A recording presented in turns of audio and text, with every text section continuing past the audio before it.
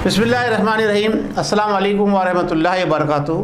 नाज़रीन, मैं हूँ एम.एस. सतर कुरैशी और आपके लिए अपना प्रोग्राम लेकर आया हूँ जिसका उन्वान होता है आपके सामने। और इस आपके सामने हम रखते हैं हर ख़बर, जो बड़ी ख़बर उसके पीछे छुपा सच, हक़ाइक़ ख़बर के पीछे क्या हकीकत है और ये ख़बर क्यों ब्रेक हुई है और दूसरे दीगर मामला। लेकिन हमारे यहाँ जो आजकल सूरत हाल चल रही है वो दंगा बस्ती की सूरत हाल है। और हमारी जो अशराफिया से वाबस्ता लोग हैं उन्होंने जो सूरत हाल कल और परसों पेश की कौमी असम्बली के अंदर, वो आपने देखी।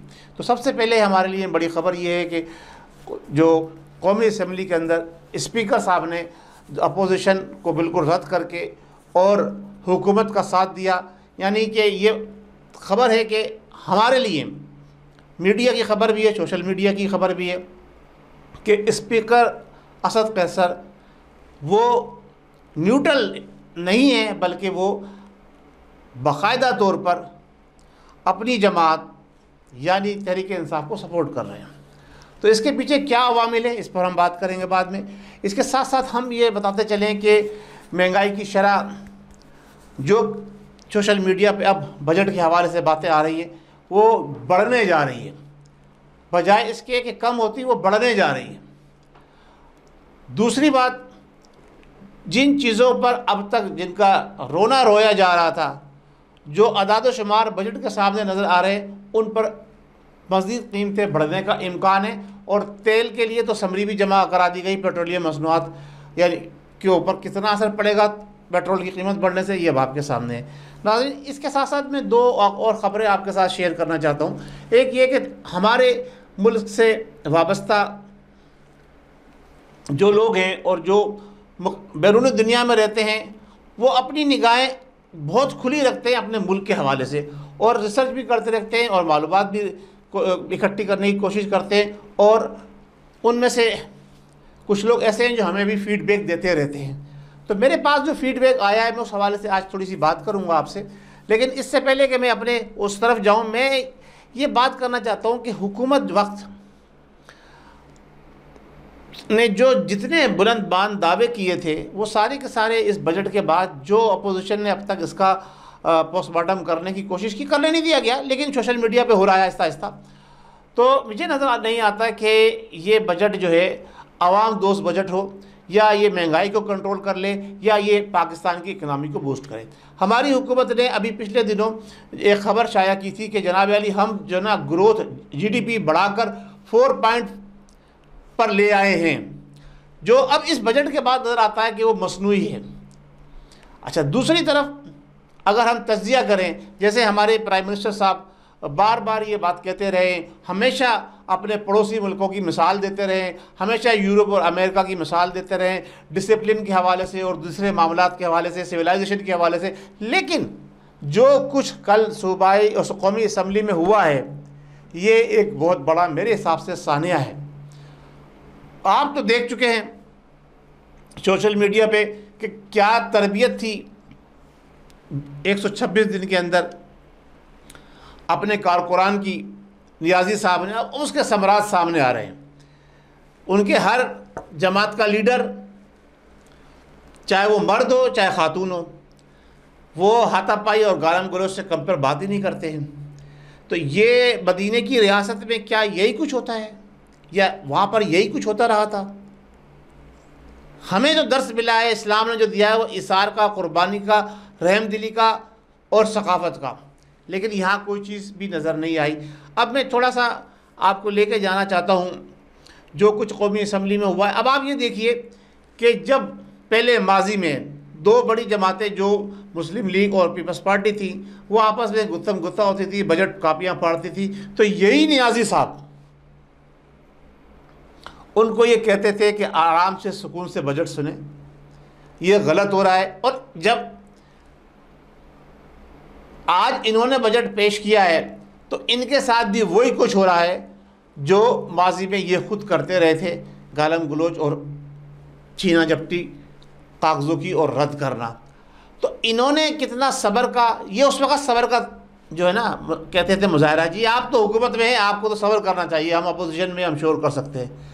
आज अगर अपोजिशन शोर कर रही है तो इनसे इनमें अदम बर्दाश्त बिल्कुल भी नहीं रहा।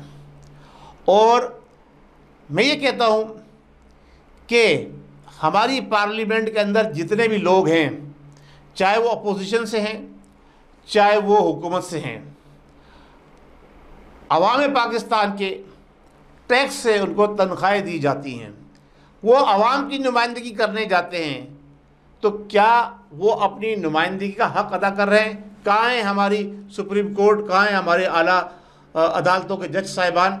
वो इन लोगों के ख़िलाफ़ क्यों नहीं सो मोटो नोटिस लेते, क्यों कार्रवाई नहीं करते कि जनाब ये है पाकिस्तान का वक़ार दुनिया भर में मजरू करने के लिए आपको जनाब अली हुकूमत पाकिस्तान तनख्वाहें देती है, सब्सिडियाँ देती है, ये इसी काम के लिए सब्सिडियाँ तनख्वाहें दी जा रही हैं, या पाकिस्तान की आवाम के लिए बेहतर सलूशन, बेहतर जनाब अली बजट बनाकर बेहतर अच्छे रास्ते अपोजिशन का काम होता है, हुकूमत वक्त को बताए निकाल के दिए जाएं, या ये ड्रामेबाजी? ये सारी चीज़ें हम देख रहे हैं। अब मैं बात करता हूँ थोड़ा सा अपनी हुकूमत के उन कारिंदों को और उन लोगों को जो बजट की हिमायत में बात कर रहे हैं, जो ये कहते हैं कि नियाज़ी साहब ने ऐसा कारनामा किया है जो शायद इससे पहले कभी नहीं हुआ, ना इसके बाद कभी होगा। उनके लिए मैं अर्ज़ करना चाहता हूँ और एक थोड़ा सा एक तज़किया पेश करना चाहता हूँ, जो हमारे पड़ोसी ममालिक हैं जिनसे हम बहुत सारी चीज़ें और वाबस्तगियाँ रखते हैं, जिनकी हम मिसालें देते हैं, वो तो बहुत ऊपर हैं, वहाँ तक तो हम नहीं पहुँच सकते, लेकिन हम एशिया के अंदर रहते हुए बात करते हैं। मैं जिस मुल्क में बैठा हूँ, मलेशिया के अंदर, देखिए मलेशिया की इस वक्त GDP जो है वो उसकी शरह है 7.5%। अच्छा, इसके बाद एक और बड़ी अहम चीज़ जो इसके अंदर है, महंगाई और डॉलर के मुकाबले में रिंगिट पिछले दिनों मजबूत हुआ है।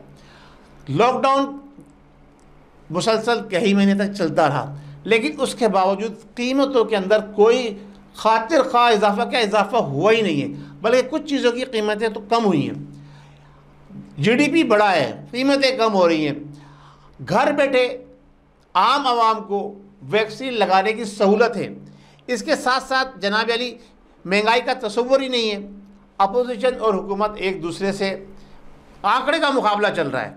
किसी वक्त भी दोबारा प्राइम मिनिस्टर चेंज हो सकता है। महातिर मोहम्मद और इमरान नियाज़ी साहब एक साथ प्राइम मिनिस्टर बने थे, लेकिन यहाँ प्राइम मिनिस्टर चेंज हो गया। अब फिर किसी वक्त भी प्राइम मिनिस्टर चेंज हो सकता है। हालात ऐसे चल रहे हैं, लेकिन ना गालम गलोच है, ना धक्कम पेली है, ना मार कुटाई है, ना एक दूसरे के गिरेबान पकड़े जा रहे हैं। ये क्या महज़ब माशरा, क्या हम इस्लाम का दर्स दे रहे हैं अपने वतन के अंदर? ये मलेशिया की जो इस वक्त सूरत हाल है, एक नामी बेहतरीन है, 7.5%, जबकि दुनिया भर के अंदर आप क्राइसिस आ रहे हैं। अभी बजट पेश किया करते हैं, दुनिया भर के अंदर महंगाई बढ़ी है, क्राइसिस है। बताइए मुझे मलेशिया में कहाँ प्राइस बढ़ी है?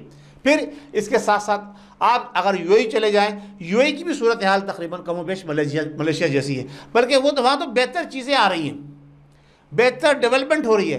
कोरोना के दरमियान उन्होंने अब डेवलपमेंट की है बेहतर अंदाज के अंदर, नई उन्होंने इजाज़ात किए हैं। अभी हाल ही के अंदर उन्होंने एक बेहतरीन रोबोट्स के ज़रिए जो ना फूड डिलीवर करने वाला रेस्टोरेंट बनाया है, इंतहाई बेहतरीन और नफीस। अच्छा, इसके साथ साथ आप देखिए नीचे, ये आपको नज़र आएगा, ये एक रेस्टोरेंट है जिसके वो रोबोट जो है कंट्रोल कर रहे हैं और रोबोट के ज़रिए चीज़ें खाने पीने की सर्व की जा रही हैं। आप नीचे देखिए, नज़र आ रहा होगा आपको। अच्छा, इसके साथ साथ ये देखते जाइए आप। इसके साथ साथ जनाब अली, अब मैं बात करता हूँ हमारा बाजू जो हमसे टूट के अलग हुआ था, बांग्लादेश के अंदर भी अभी 3 जून को बजट पेश किया गया है। बांग्लादेश का बजट अगर आप सुनेंगे तो हंसेंगे। बांग्लादेश के बजट के अंदर एम्प्लॉइज़ को, जो गवर्नमेंट के एम्प्लॉइज़ हैं या प्राइवेट एम्प्लॉइज़ हैं, उनको टैक्स के अंदर सब्सिडी दी गई है, छूट दी गई है 10% की। टैक्स के अंदर छूट दी गई है 10% की। उसका गर्दिशी कर्जा तकरीबन ना होने के बराबर है। हमारे साथ मत कहिए उसको, हमसे बहुत बात, यानी हमारा बच्चा एक तरह से खेले उसको, सही है। वो आज किस मुकाम पे पहुंच रहा है जनाब? अच्छा, उसकी शरह GDP कितनी है? 7.2% बांग्लादेश की। प्राइस कंट्रोल, अब हम बात करते हैं मलेशिया, बांग्लादेश और पाकिस्तान की, वो चीज़ें जो हमें रोज़मर्रा के इस्तेमाल की आम ज़रूरत की चीज़ें, जिस पर अभी स्कैंडल भी बना, स्कैंडल भी छपा, उसके जनाब अली ले दे भी हुई बहुत सारी, और ना कोई गिरफ्तारी है, ना कोई सज़ा हुई है, ना जजा है। क्या? आटा, चीनी, चावल, आटा, घी और चीनी, आटा, घी और चीनी। अब आप देखिए पाकिस्तान में इस वक्त जो आटे और घी और चीनी की प्राइस है, अगर हम उसका तखमीना लगाएं तो मलेशिया के अंदर कमोबेश उतने ही हैं, बल्कि हम मलेशिया में घी इस्तेमाल नहीं होता, ऑयल इस्तेमाल होता है। मलेशिया में ऑयल मलेशिया आवाम के लिए जो है वो सिर्फ और सिर्फ 80 रुपये पाकिस्तानी पर लीटर है। कितने? 80-85 रुपये पर लीटर। हार्डली अगर बहुत ऊपर जाते हैं तो 100 रुपीज़ पर लीटर है। अब उसके मुकाबले में पाकिस्तान को देख लीजिए। अच्छा, गंदम यहाँ पैदा नहीं होती, पैदावार बहुत कम होती है, बाहर से आता है। यहाँ राइस का इस्तेमाल ज़्यादा होता है। राइस यहाँ बेहतरीन, पाकिस्तान के मुकाबले में करीब 19-20 का ही फ़र्क है, कम है यहाँ पर, 19 कम है। अच्छा, आटा जो है वो तकरीबन पाकिस्तान के बराबर ही है। अब चीनी की बात करते हैं। चीनी जो है अगर पाकिस्तान के अंदर हम गवर्नमेंट रेट के हिसाब से बात करें 90-95 रुपये किलो, जबकि मार्केट में तो 110 से ऊपर बिक रही है चीनी, तो मलेशिया के अंदर चीनी जो है वो 88-87-90 रुपये के अंदर अंदर है। ये मलेशिया की बात है। अब हम अगर बांग्लादेश में लेकर जाएंगे तो बांग्लादेश में इन तमाम चीज़ों के ऊपर पाकिस्तान के मुकाबले में इनकी प्राइस 30% कमोबेश नीचे है। कितनी? 30% कमोबेश नीचे है पाकिस्तानी प्राइस से, अगर हम कंपेयर करें। अच्छा, फिर जब हम बात करते हैं, अभी नियाजी साहब ने बड़ा जनाब अली हमने मिनिमम सैलरी जो है ना वो बढ़ाकर 18,000 से 2,000 कर दी। मलेशिया के अंदर जो लेबर स्केल की मिनिमम से सैलरी, अगर उसको हम पाकिस्तान से कंपेयर करें तो जनाब अली तकरीबन पाकिस्तान के मुकाबले में वो डबल से भी ज़्यादा है। मलेशियन रिंगिट भी अगर हम उसको बात करें तो गलत है, अगर हम उसको रुपए में कन्वर्ट करें तो एक मज़दूर की तनख्वाह जो मलेशिया और पाकिस्तान का डिफरेंस है, यहाँ कम से कम 55,000 रुपये है पाकिस्तानी। हमारे यहाँ 20,000 रुपये हो गई तो जनाब अली डबल से ज़्यादा, यानी हमारे यहाँ 20,000 मिनिमम, यहाँ 55,000 मिनिमम। और आटा, घी, चीनी की प्राइस सेम, चले हम कहते हैं कम नहीं, सेम कर ले, 19-20 का फ़र्क भी कर ले, जहाँ पे 20-21 कर ले मलेशिया के अंदर, लेकिन मिनिमम आमदनी का स्केल तो देख लीजिए आप, ग्रोथ रेट देख लीजिए आप इकनॉमी कारों की बात करते हैं, यहाँ ये सब लोकल अपनी कारें बना रहे हैं 80%, और इंतहाई यानी बिला सूद लोगों को इंस्टॉलमेंट में भी दे रहे हैं, और इकनॉमी इनकी अल्हम्दुलिल्लाह मजबूत है हमारे मुकाबले में। तो अब नियाजी साहब ने 3 साल में जो तीर मारे हैं वो आपके सामने अभी, और जब बजट पे हम बात करेंगे तो और चीज़ें खुलती चली जाएंगी। दुबई की सूरत हाल मैंने आपको बता दी, आप बांग्लादेश से मैंने कंपेयर कर दिया, और किससे कंपेयर करना चाहते हैं? क्या आप अमेरिका से कंपेयर करना चाहते हैं? क्या आप कनाडा से कंपेयर करना चाहते हैं? क्या आप ग्रेट ब्रिटेन से कंपेयर करना चाहते हैं अपने मुल्क वतन पाकिस्तान को? पहले आप मिसालें देते थे उनकी, अब आप जो है उनकी तरफ देखते नहीं हैं। आप खुद क्या कर रहे हैं ये बताइए, पाकिस्तान को किस तरफ लेके जा रहे हैं? हम लड़ाई झगड़े दस्ते गिरेबानी से कब बाहर आएंगे? हम मदीने की रियासत का तस्वुर देने वाली हुकूमत, हम अपने मुल्क के अंदर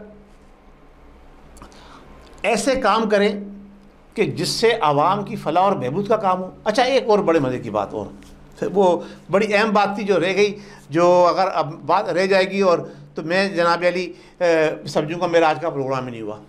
पार्लियामेंटेरियन की तनख्वाहें, नाज़रीन ये नुक्ता बड़ा अहम है, इस पर बड़ा गौर से समाअत फरमाइएगा। पार्लियामेंटेरियन की तनख्वाहें बांग्लादेश के अंदर पाकिस्तान के मुकाबले में 20 से 25% कम है, सही है, और सब्सिडी कोई भी नहीं है, no subsidy, no allowance, no TA, no DA. Same situation कमोबेश मलेशिया में है, और मलेशिया में पार्लियामेंटेरियन की तनख्वाहें पाकिस्तान के मुकाबले में 30% से भी कम हैं। आप किस दुनिया में रह रहे हैं? पाकिस्तान को जो खोखला किया है ना, वो हमारी अशराफिया ने खोखला किया है। आप अपने बजट देखें, अपने लेविश अंदाज देखें, और बेजा सब्सिडी देखें। जो लाखों रुपए करोड़ों रुपए सालाना कमा रहे हो उनको हुकूमत पाकिस्तान सब्सिडी देती चली आ रही है साल साल से, और जो बेचारे गरीब तनख्वाहदार तबका है उससे टैक्स लिए जा रहे हैं, जबकि बांग्लादेश में टैक्स देने वालों को रिबेट 10% दी गई टैक्स के ऊपर। ये सूरत हाल है इस कोरोना के अंदर, जब ये ममालिक जिनको आप अपनी खातिर में नहीं लाते थे, सही है, वो अपनी आवाम को ये सहूलतें फराहम कर रहे हैं। हमारा मुल्क जो बड़ी बातें करने वाले लोग थे वो आवाम को क्या सहूलतें फराहम कर रहे हैं, क्या दे रहे हैं आवाम को।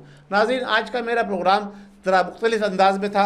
हम बड़ी ख़बरों के पीछे नहीं गए, हमने वो बात की है जो बजट के हवाले से मामला चल रहे हैं कि बजट जो भी हुकूमत ने पेश किया है, आप उसको कितना ही अच्छा कह लें, कितना ही वो अकेले, जी हाँ, वो हाथी के दांत जो है ना वो दिखाने के और होते हैं और खाने के और होते हैं। तो ये बजट जो है ये हाथी के वो दांत हैं जो दिखाने वाले हैं।